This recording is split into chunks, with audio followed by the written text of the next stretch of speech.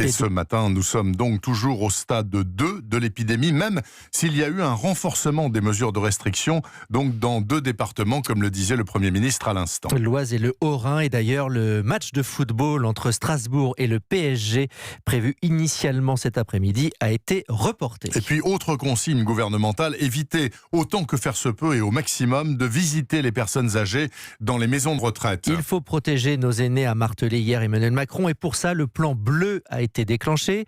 Ça signifie que les mesures de protection sont renforcées dans les établissements de santé. Illustration avec ce reportage de Caroline Baudry dans un EHPAD de la région parisienne. Impossible de passer la porte sans s'être lavé les mains, puis à l'accueil on prend la température de chaque visiteur, on note ses voyages récents. À travers ce registre, Imen Midouni, le directeur des lieux, s'assure aussi que les visites ralentissent.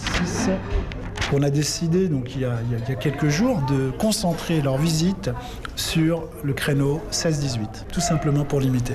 Ils ont bien compris qu'il y avait l'intérieur à protéger de l'extérieur. Et donc si nous devons continuer de restreindre les visites des familles, nous le ferons. Et pour ne prendre aucun risque, les sorties ou les rencontres avec les enfants sont aussi annulées.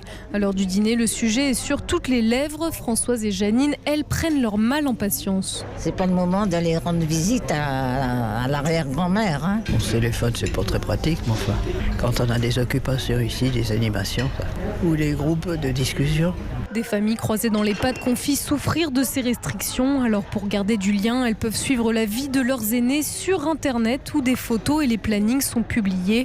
Un outil renforcé pendant cette période d'épidémie. Le plan bleu déclenché donc dans les établissements de santé et le plan blanc dans les hôpitaux et les cliniques. Cela permet d'ouvrir notamment des lits, de rappeler du personnel ou encore de déprogrammer des opérations planifiées.